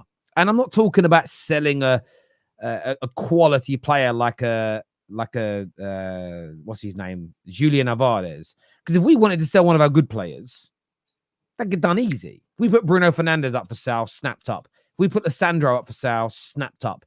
You know, if we were to go and put Merino up for sale, he'd have been sold in an hour. He'd be sold so quickly. But we're trying to sell players that the same Man United fans crying will tell you are the worst players they've ever seen in a Man United kit. In fact, some football fans don't even think they're Premier League level. Yeah, of course, Woodward and Co. in their wisdom have made them some of the best players in their category of Premier League players. So it's even harder to find them a club that's going to take them. And this is why, and I don't think sometimes people look beyond buzzwords like statements of it's going to take 2 or 3 years to fix us. I've heard like United ex-pros say it's a 2 or 3 year process to fix us. And I've heard them talk today on the overlap going, I'm not excited. Nothing really impresses me. I wish I'd have done more. What did you think this 2 or 3 years was doing? Teaching a style of fucking play, you idiot. The style of play doesn't take 2 or 3 years. It takes 2 or 3 years to undo all these issues and build a squad good enough to win because you were never going to fix all these problems straight away. So, yeah, I hope I genuinely hope that Sander Berge is not out. I mean, I just can't imagine when you've been linked to Ugarte. We've definitely looked at Zubimendi, but I think he said no to us. I don't think you're looking at those players and then you go, do you know what? Sander Berge. It's like going out and going, I'm going to look at a BMW M4. I'm going to go out and look at cars. I'm going to look at this Audi. I'm going to look at. Do you know what's a good backup though? 1998 Ford Mondeo. You just wouldn't do it. It doesn't make sense. Yeah, Punto.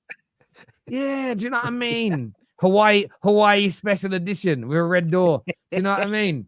It's just at the end of the day, yeah. Big up KJ. We made him watch a bit of that when we were away. But yeah, I do agree, man. I do agree. I think the signing itself, when you look at the name, and it's not the most exciting transfer. Obviously, you can't really write him off because he could come in and then all of a sudden, bang, just hit the ground running.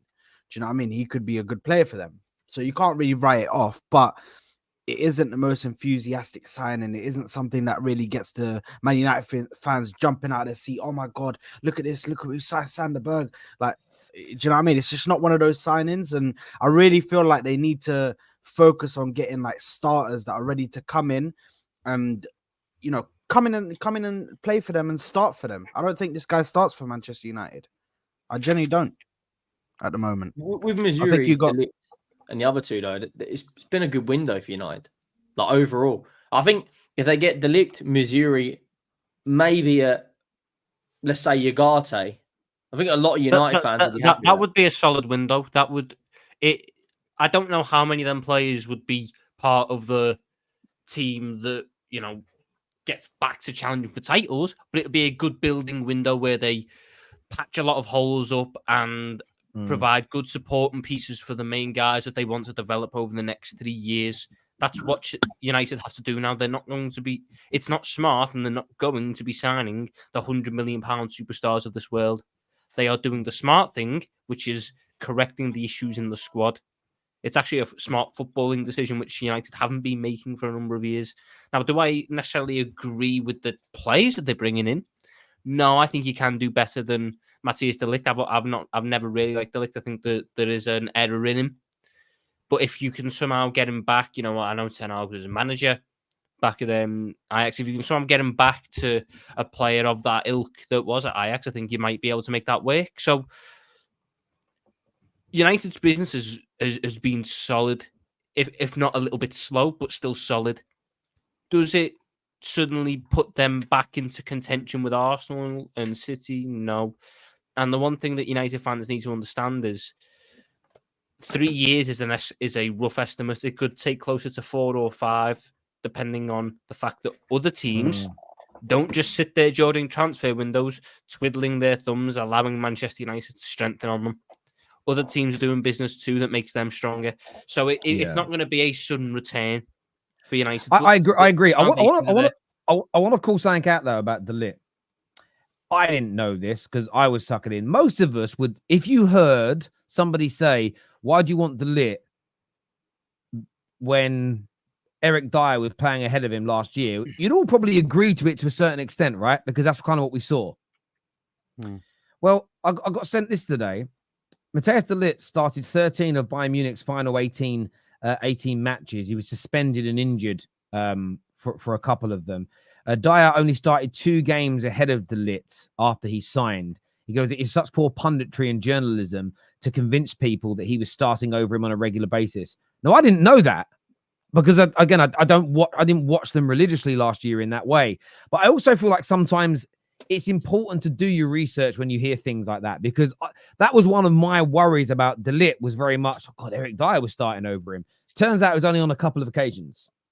It was, I think, it was one of the games was the Arsenal game in the Champions League, and I think they actually played together. I know he played one of them. Yeah, I think he played one of them. Yeah. We have a Stone Cold Steve Austin moment here. If you were an old school wrestling fan, I used to be when I was a kid, not anymore. Staffy's here to defend his Sander Berge. There you are. Well, I'm not Stone Cold, but that would be a great intro. We'd get copyrighted if we played it, though. Yeah. What's up, people? How's everyone doing? Fraud. I'm not here necessarily to defend Sander Berge. I just didn't like some of the stuff that was being said. So I'm here to do what I do best, which is educate the masses. But you said Basuma's better than Rice, brother. No, first of all, give it up. Number one, you say that way too much. For someone who waffles 24/7 on YouTube, I don't expect you to talk as much as you do. So set this one up. But anyways, No, I just want to argue a couple points. First of all, I'm disappointed in Tom Little of all people, because when I look at this panel, I expect Giuseppe to waffle, I expect Sad to waffle, but when Tom Little waffles, I'm not gonna lie, it hurt me a little bit, because I'm like, you know what, I rate your ball knowledge. But let's talk about this. First of all, there's a Liverpool fan here and 2 Arsenal fans here. If anyone here should know about rebuilds and how long it takes to rebuild, it should be you guys. Because I could easily reference what you've guys done. Liverpool, obviously, in the beginning of Klopp's era, and what's it called? And Arteta, obviously, with Giuseppe and Sad. I feel like we're in a stage right now that people don't understand yet, that we're not at a ceiling raising stage. We're just trying to raise the floor. And when you talk about raising the floor, it's just like you're talking about raising your base right now. The basic players, the regular players, the average players that you have all need to be on a certain level. Now, Sanderberg is not the best thing in the world. Don't get me wrong. I even looked at that one at first and it's like, I just raised question marks. I didn't react to it right away. You guys usually know me. When I hate someone, it doesn't take me 2 minutes to tell you how much I hate that player. I'll say it right away. But that one, I was like, you know what? Let that one marinate in my mind a little bit. And I did a little bit of research about it. So, is Sanderberg better than McTominay? You guys would say yes or no? You don't think so? As a midfielder, he's no. Technically on the only element that I'd say McTominay is better than him at is box crashing and scoring some goals. Outside of that, that's what Sanderberg's a player off the bench. No, exactly, Terry. But as a pure midfielder, McTominay does nothing in the midfield that makes him better than anyone. Let's just be honest. So pretty much anyone you would sign in the midfield would be an automatic upgrade on McTominay. Now, here's the thing. You guys are talking about Ugarte, and I don't think Ugarte is the worst thing in the world. Don't get me wrong. I didn't want him, but he's definitely not the worst thing in the world. We don't have a 6 in this team. The only 6 that I really wanted, and I've been very vocal about it, was Zubimendi, because I thought he brings elements that we don't have, and there's not a lot of players in the market right now that do what he does. Like, I even did a video about him. I said the guy literally filled in Rodri's spot in a Euros final, and that Spain team did not drop whatsoever. And he actually was on the winning side. He came on at 0-0. So it just shows you how much of a good footballer that he is, because the drop-off between Rodri and everyone else should be significant. But with Zubimendi, it wasn't that bad. So that's how good he was. However, it looks like he's going to Liverpool, unfortunately. So when you look at all the options out there, there's not a single DM available in the world right now or in the market right now that any of us here look at and they're like, you know what? This guy's amazing. Yeah, he can come in and he can do all these jobs. Oh, he's close to prime Rodri. He's close to prime Casemiro. He's close to prime da-da-da-da. There's no one out there outside of Zubimendi, in my opinion, that's that good. So when I'm looking at it from Ineos lens, we need to sign, first of all, 2 midfielders. Not just 1, 2. Because when you look at the players that are available, no one does too many jobs or multiple jobs very well. They're all very, I don't want to say one-dimensional, but they're all very good at something, but they're horrible at something else. Like Ugarte as an example, and the reason we didn't go for him is because of his pricing, 60 million. We were never going to spend 60 million on him. But when you look at Ugarte, what's the best thing he's good at? His press and breakup play. But that just makes him a glorified Fred as an example, because Fred used to do that for us. He used to press amazingly, he used to win the ball up the pitch, but he really wasn't the best on the ball. You look at Ugarte. He's better than him at that. And that's why I said he's more of an N'Golo Kante than he is a Casemiro. But we don't have any sitting DMs. We don't have anyone who can break up play or win the ball in our half. And that's something we struggled with last season. Terry, how many times did we sit here? And I personally was screaming about how many cutbacks we concede. We concede too many cutbacks because we don't have competent DMs. Now, Sanderberg, he's actually good at these things. He reminds me of Onana, who went to Aston Villa. In terms of being similar profile, they're both like 6'4". They're physical. They cover a lot of ground. They win the ball well, and they just do the simple stuff in your half very well, which is receiving the ball and just making the basic pass. We don't have anyone that does that. When Ineos looks at that and they're like, you know what? There's no one we can get out there that's going to go head-to-head with Rodri in his first year, or even Rice, or even anyone else. There's no one on that level that's that good right now. The best we can do is sell McTominay and then get another midfielder. And that's the part that I'm talking about, because even Casemiro is not good at this job. We've seen it too many times. On the build-up, he's horrible. So you need to sign players that can come in and do what they're good at, but they're not really going to take us to that level. Like there's really no one right now that we can sign that can take us to that level. So that's why when you look at the deal, it's going to cost about what, 20 to 25 million. That means that now that since you didn't sign Ugarte for 60 mil and you sign a player for 20 to 25, then you have another 25 or 30 to spend on another player. I would rather have send the Berge and one more player than to just spend money on Ugarte. That's if he goes. I don't think McTominay will get sold because Ten Hag's a big fan of his. And no, but he has an offer. We just didn't accept it because we thought it was too low. Yeah. So who's going to go out there and pay, what is it, £40 million? So we got an offer for 20, but they're trying to push for 30. But it just shows you that there is an offer there. I wouldn't say that. Certainly I'd hope for United fans say that Erik ten Hag sees Sander Berge and McTominay playing the same role. Therefore, to say, because you've not been able to shift Casemiro yet, and I don't know if you're going to shift Casemiro, because I thought that offer would have come in by now. That's the guy who I'd look at. That's the guy who I'd look at as being the direct sort of. That's who Sander Berge would be looking to replace, kind of thing. If Sander Berge is your only DM signing, then there's a problem. But if Sander Berge is a guy you sign after selling Casemiro and bringing in Ugarte, then it's less alarming. The panic would be if you sit there and your only midfield signing all summer is Sander Berge. I agree with you, but that's why I said we need two. Imagine as an example, I'm going to give you this hypothetical scenario. We signed Sander Berge, and let's say we get Rabiot on a free, and you sold McTominay.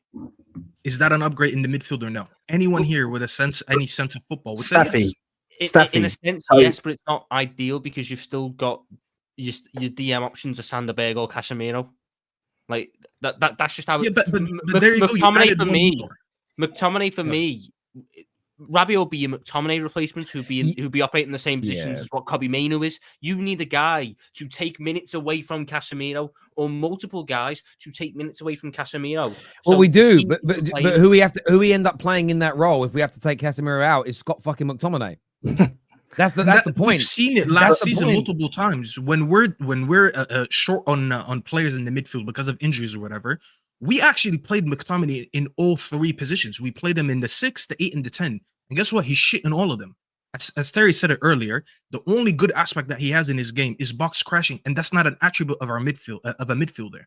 Like that's cool. You scored goals, but listen, if you controlled the game and you helped the midfield control the game throughout the 90 minutes, maybe we would have never needed that 90-minute goal because we would have been winning from the beginning.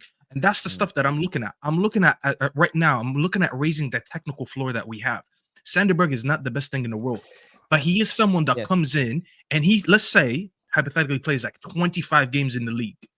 I see him playing that role and playing it well. There's going to be certain games where you need someone to come in and do that job. Because if you remember last season, towards the end of the season, we actually benched Casemiro. And when he faked that injury in the final and he sat in the stands, it was because we played Amrabat over him. And that just shows you that Ten Hag already sees that he's trying to move away from him being in the six. Just doesn't have options. And just to end this, we have to move on to some other things. Obviously, you're very welcome to stay, Staffy. If you look at a lot of the people we're looking at this summer, the technical improvement. So we want AWB gone. Yes, a very good one-on-one defender, but we want Maswari coming in much technically superior. The two academy players that look like they might get promoted to the first team squad, Amas, Collier, technically proficient. Yoro, Delit, technically proficient. Xerxes, technically proficient.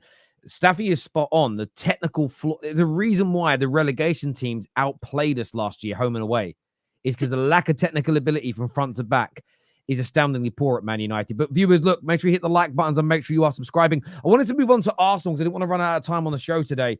A number of stories that have come out today. One I'm about to read to you that's come out today. That Arsenal were expected to close the deal for Mikel Merino in the coming days. Imminent deal there. The player is waiting for the movie's life.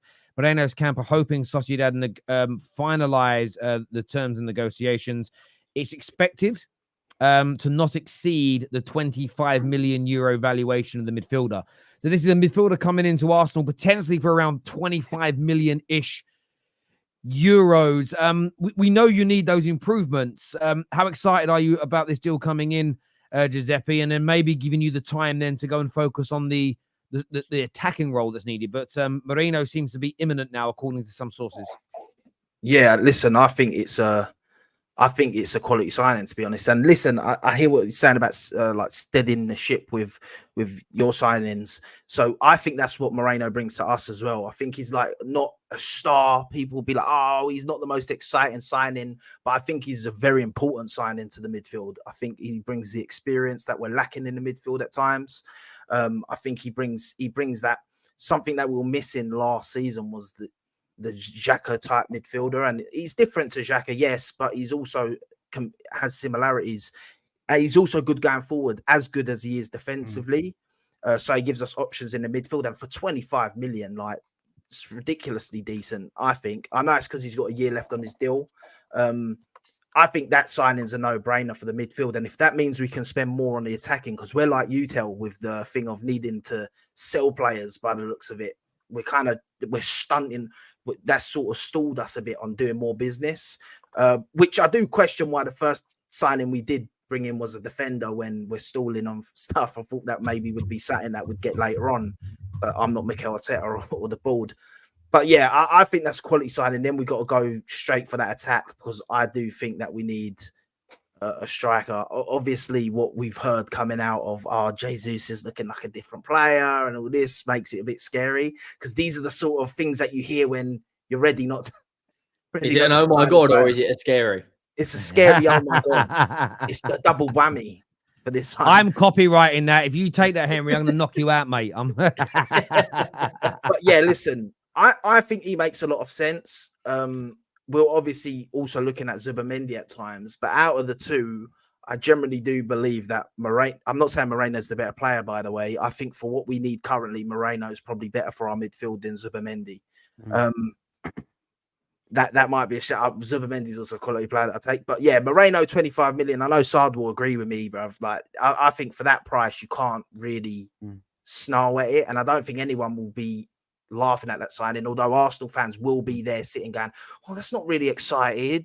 We wanted Bruno Guimaraes and all this, but like sometimes you don't need all that in your team. You need steady eddies sort of players that can just be quality controlled players. That's what you need to win titles, by the way. I hear you on that. Lee Gunner has commented. How would you know? I hope you're well and doing good, Lee. He says here, not quite sure where Arsenal are going to fit all these players in we've signed this summer. Surely with all these new players, the quadruple is ours, is what he's saying. I know that's sarcasm, obviously, but listen. I'm the thing is with the transfer window, I don't like judging the transfer window until the end of the transfer window. Like that's when I'll judge the transfer window fully. Yeah, because I don't believe Arsenal's in a position right now, personally, where it's like we need to sign players and embed them in the team for the start of the season. Like we're a bit different to where Manchester United are and Liverpool right now, where even if we sign someone on the last week of the transfer window and the season's already starting and stuff, I don't think that's really that bad for us, because I think that we've got a good enough team to start the season that can compete for the league anyway. So I'll judge it at the end. At the moment, don't get me wrong. As of right now, our window's like a 2 out of 10 right now. I love Calafiori. He's an Italian. I love that we've signed him, but just signing him, if the transfer window's shut right now, we've had a 2 out of 10 transfer window. So if it shuts right now, let's say hypothetically it shut today, City don't sign it. They've brought in Savio, who looks like a good tricky winger. The window shuts today. Do you think you win the league? I think we'll compete. I think we'll be obviously there or thereabouts. It will depend, because I do feel like players will improve in our team. You've got people that have been there. I think Kai Havertz, we were missing him for half a season last year, basically, where he was sort of like anonymous and sort of gelling with the team. So I think like he will from the start be a bit more impactful than last season and stuff. So I'm not saying I still think we could win the league. I'd still go with Chester and say we'll win the league. I'll be honest, but. Will you win it easily, or will you just win it? Yeah, you said you're comfortably going to win the league, so stick to your guns. You can't change after one day. Okay, I used the wrong term there when I said comfortably, because what I meant by comfortably is we won't bring it to the last game of the season. That's what I meant. We clipped you. What I meant was I believe that before the last game of the season, we would have won the league. So I do believe we'll win the league by more than 3 points. Is that based on you bringing in a striker? That's based on me in Merino's coming in and stuff like that, by the way. I'm not going to say it's with an Osimhen coming in, because I'm not guaranteeing that in my head, but I think an attacker coming in as well. That is how I look at it. And I think if we sign it as of right now, if we sign an attacker and sign Merino in the midfield, I do think we win the league before. What about as you brought in Pedro Neto and Merino? Because Pedro Neto was still on the radar. Yeah, mate, listen, I'll be gassed to that. I'll be gassed to that, to be honest. Like, I do want a striker personally. I think that a striker, I would go for a striker over a winger. I know a lot of people disagree with that because they say Saka, but I think Jesus can also play on the right wing. We've got Wanyeri. I know he plays mostly in the midfield, but he can play on the wing as well, and he's going to be getting more game time this season. So I'd go for a striker over a winger. But either or, I just think we need another attacker. But the attacker needs to be of high quality.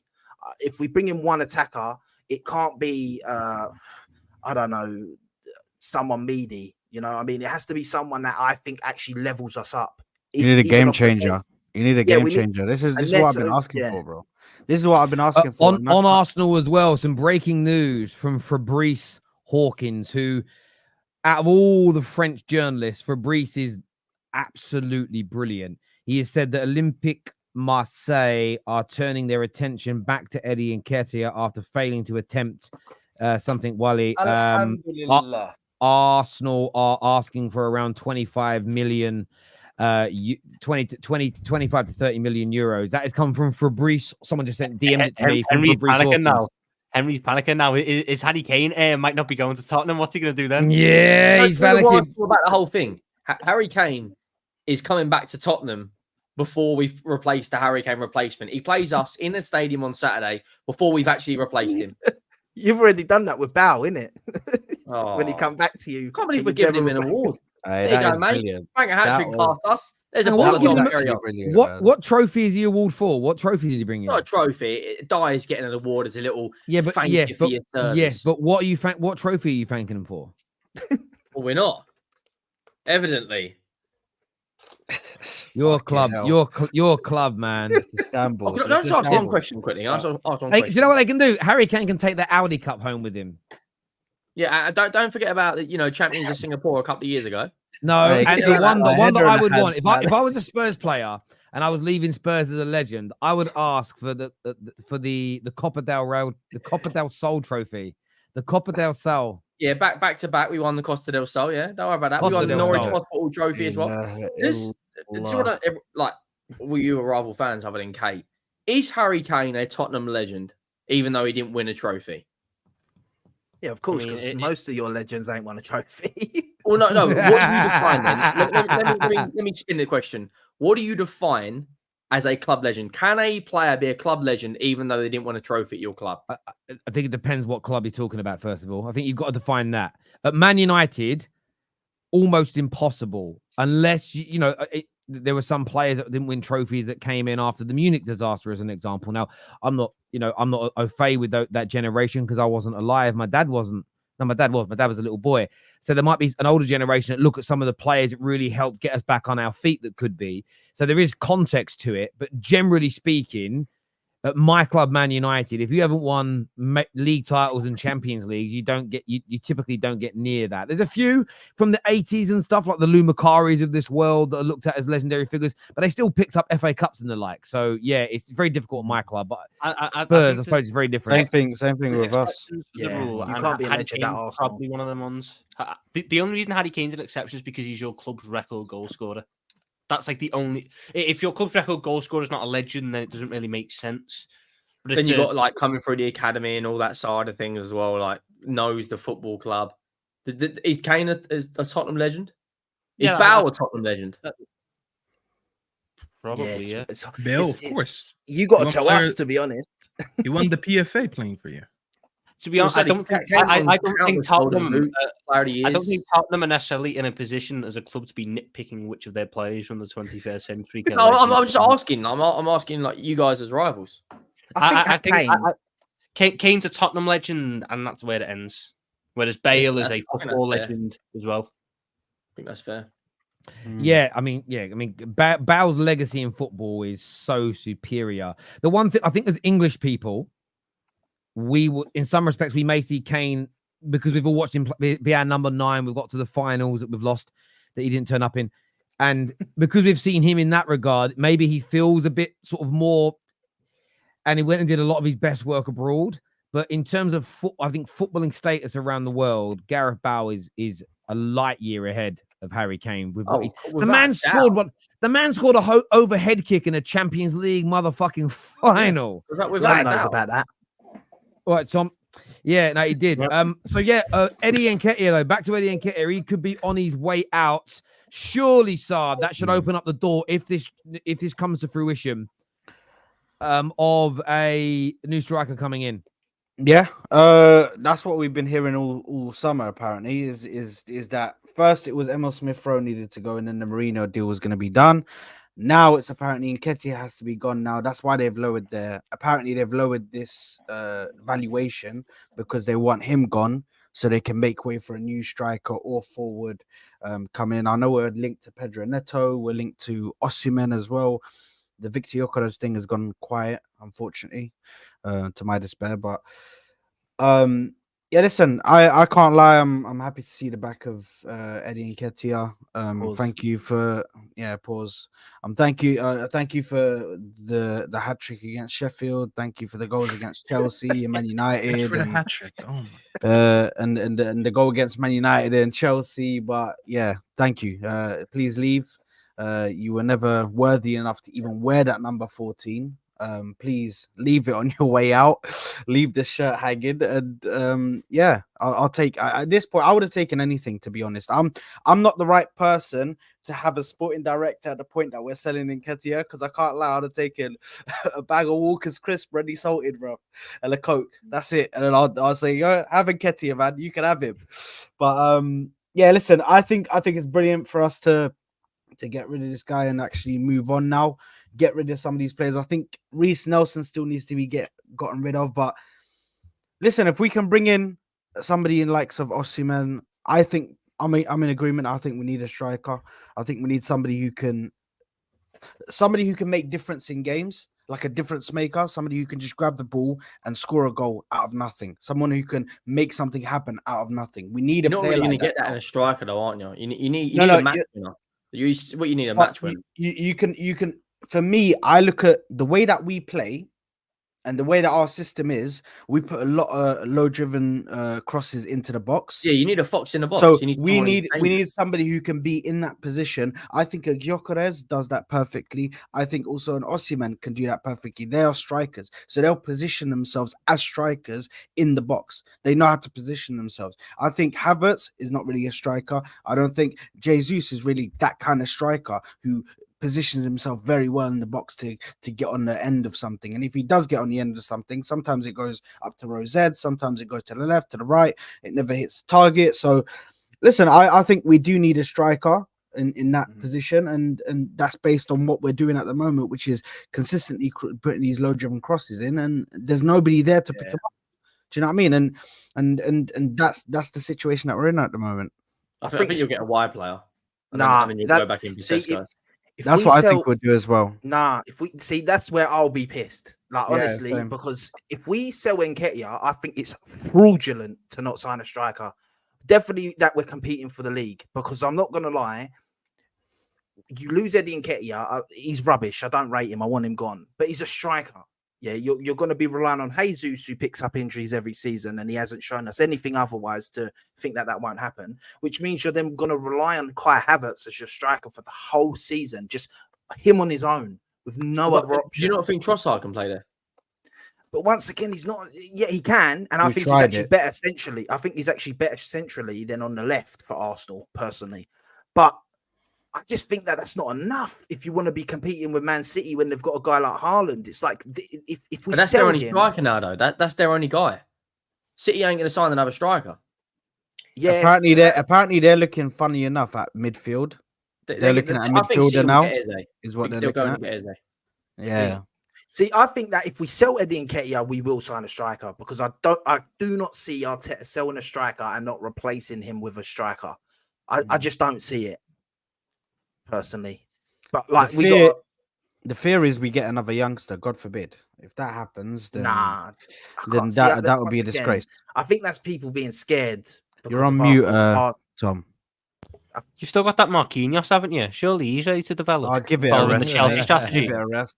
Where is Why did that I guy? tell I him? forgot he Why did I tell him exists. he was on mute, bro? Why did I tell Tom he was on mute, man? I should have just. Wait, left where it. is he? Where's that Marquinhos guy? Is Bro, he still he's in in. the club? Bro, he's in Sao Paulo. I don't know, one of the Brazilian clubs, bro. I don't know. Vaca he's Di in Gama Manchester. or The someone The like thing that. is, though, he cost us like that's the gem. Corinthians, I don't know That's the where- sort of where gem he you is try and right sign. now. He cost us like 2 million because it's No, not no, like Chelsea. he didn't cost us. He was a free.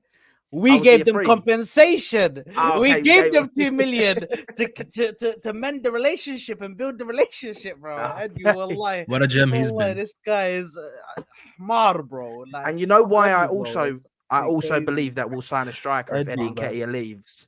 And that is down to Obi Martin leaving, because if we were going to sell Eddie Nketiah, Terry's so happy. If we were going to sell Nketiah and not sign another striker, then I do think that we'll never know. But I think we could have maybe convinced Obi Martin to stay if we're selling Nketiah, so you're basically going to be our third choice. Technically third choice striker, and Jesus gets injured all the time. We didn't offer him that from what we've read. So I think that the thing is always two, and we've been linked to so many strikers that I think we are going to get a striker. That's the only thing I'll say, but we'll have to wait and see. And listen, if we sign Osimhen or Gyökeres, I really am going to be confident going into the season, because I think that just levels us up. Especially if City don't win in. Then I'll be confident. Then I'll be confident. Then I'll tell you guys straight up we're winning the league. If we sign Victor Gyökeres, Mikel Merino, which I think Mikel Merino improves the left side. I think that's what he's trying to do. Is that not dependent on what side? Is that not dependent on what City do though? Because of course. Because if City go and sign, I don't know, Frankie De Jong, or Musiala, does that change it, or is it based on if City do no more? If City do no more business and you sign those three players, you think you'll win the league? Yeah, guarantee. If City don't sign anybody, and we sign Victor Gyökeres, Mikel Merino, it's guaranteed. Wait, but let's talk about City for a second, actually, because I think now. Thank you. Do you think Gyökeres could now handle that they number sold 14, Alvarez? What'd you say, Tom? Do you think Gyökeres could handle the number 14 in the way Eddie Nketiah has, with such class and grace and decorum? Look at this guy, man. This guy's such a piece. This guy's no more. When they ain't signed no one and he's talking like it's coming. By the way, I think even if City sign players, we'll still win the league if we sign Gyökeres or Osimhen. I've got that confidence. They've lost Alvarez. So even if they sign someone, he's got to be better than Alvarez. Alvarez got like double the thing that City are great at goals for them. What they're great at is bringing through gems. And Oscar Bob, I saw him actually at the Etihad make his debut. He is going to be serious this year. He's knocking on the door. You know what, Henry? I agree with you. I think this is going to be the season. You know what they're doing to him? They're giving him the Phil Foden treatment, where you see him for the first 2 seasons, and you're like, how is he not starting for a Premier League team? Why is he not getting more minutes? And then comes that season where someone gets sold or they didn't sign enough people in that position, and he starts picking up a role. I feel like he's going to start playing a little bit more this season. Then David Silva left, and then Foden got the. And then Foden took that position, and they're doing exactly the same thing. Oscar Bob is going to be like he's going to be their next. Like, I don't like this phrase, but he will feel like a new signing because we just saw him in samples and we know what he could do. And then I feel like this season he's finally going to make a name for himself. And other than that, let's be honest. Selling Alvarez for 90 mil, what is it, 90, 95? They're going to spend at least half that money. But you know what they're going to do? They're going to do what you said, Henry. They're going to sign a couple gems. They're not going to go splash that 90 million on a direct replacement for Alvarez. They never do that. What they're going to do is they're going to take that 90, and I think they're going to sign like 2 players for 30 mil, where they're going to leave with profit, and they're going to sign like 2 players for like a combined 60 mil. And it's going to be someone in the front line, someone in the midfield that's going to come in and play a role. I really don't think now that they sold Alvarez, it means that they're not going to do any signings. And that's what I would watch out to as an Arsenal fan. I think Atletico Madrid signing Alvarez is probably the worst thing that happened to you guys, because losing Alvarez obviously is big for them. But I think they're going to go. They have some of the, let's be honest, their scouting has been the best around the last 10 years. They'll go to sign 2 fucking players that none of us think of right now. And we're going to see them during the season. We're like, bloody hell. Where'd they get these players from? Like, who knew these players? They would sign Sanderberg and turn him into an absolute world beater, and we'd all be like, "Why and did then I'll Man look like a United buy him?" genius. Oh my god, I hope that happens. But you can't. The thing is, you can't. I don't think you can compete in that aspect because I think that's what Pep. That's why Pep is such a great manager, because he can take certain players and then put them in a system and fit them in that system to do the exact thing that he wants them to do, which makes the it's not necessarily Pep. It's not necessarily Pep side. It's more of the recruitment because they know what tools to give to Pep. That's what I'm saying. Like Pep doesn't sit there and he make the recruitments. He's like, "Oh, get me this kid from Argentina or Brazil or no." But he tells them what he wants as well, though. He gives them like no, of course. What he wants. But that's what I'm saying. They get him the right tools, and I think that's the difference. They got to find it though. Yeah. That's the difference maker between you guys and them. When you look at your signing in the last few years, every time you go for a gem, like I'm not gonna lie, it ends up being a bust. Like you look at Lokonga, you look at Marquinhos, you look at Vieira. These are the signings that if Arteta got wrong and Arteta got right and Edu got right, I think that would have gave you a bench in the last few years, because you could look at Arsenal and City the last 2 seasons. You guys just never really had a strong bench. You had a decent 11 and maybe 1 or 2 players coming off the bench, but you never really had these gems that came in and made the difference. Where you look at City, they had about maybe 16 players that they can rotate between. And that's why every time someone comes into the 11 or out of the 11, you don't see a drop off. If some of your signings were like that, you probably at least would have won 1 league, in my opinion. I still think we need it, because I was saying this yesterday on our. I still think that we need 2 midfielders. Obviously, Mikel Merino is the centre mid, but we also need a DM, because looking at next season, Partey's going to be leaving. He's on the last year of his contract, and they're not going to. They already said and confirmed then they're not gonna extend his contract. Also, Jorginho is going to leave. They've extended his contract by 1 year. They're not going to extend it again or offer him a new contract. So those 2 DMs are leaving. We need to get another DM. I would have preferred to get him in now and then let him play this season, getting integrated into the team slowly. And then as soon as next season comes, he's ready. He's already been with the team. He's used to the way we play. You know what I mean? He's had a few minutes. He's had some minutes under his belt. So that's how I would have done it personally. But I know money is an issue, profit, sustainability, all of that. I know that's an issue. Makes a great deal of sense. So we've got a few comments here. First one says, honestly, United were just entertaining these offers for players because the players really didn't want to leave. Fans can push them out all they want, but it's up to the club if they want them out. I think the club do want them out, but we want to try and set off on the. It's funny. I tweeted something earlier and just sort of said we want to sort of start who mean to go on, and of course that was followed up. Thank you for the super chat, Joshua Jack. By, oh well, you've spent 60 million on Euro. How are you starting as you mean to go on? Firstly, it was around 50. You're adding the add-ons on before he's been successful. And you can't judge whether it was worth that or not until he's actually played and you give it a few years. But it's more about the selling players. We don't want to be underselling AWB by 10 million quid and then giving him half of the fucking exit fee. Because I would almost rather there. I'd rather move. And I know it's changed again now.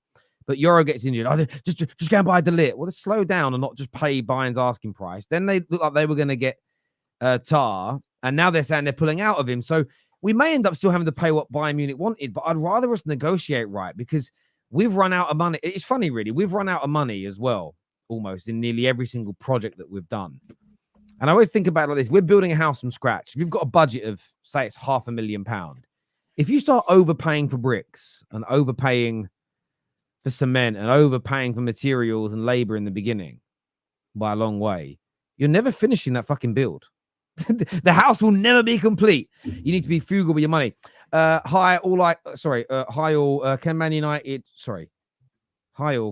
United should use this as an opportunity to sign some under the radar players as you are at the beginning and have less pressure on you?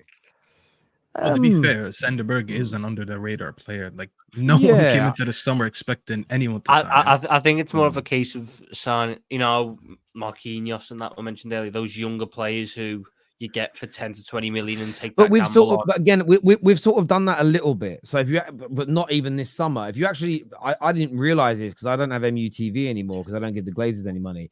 but a lot of our academy players coming through, the likes of Collier, the likes of Amas and these guys, they were all purchased in the last couple of years from other clubs. So we've sort of done this thing where we've gone out and a lot of our academy right now, which has done very, very well, a lot of our under 18 teams haven't been at Man United since they were like 10. They've been purchased in the last few years. So a lot of that has gone on, to be fair. It'll be like us, it'll be pushed as academy graduates, you know, if you win a trophy in the old Ryan Giggs, unless I get this wrong, only signed for Man United at 15 or 16.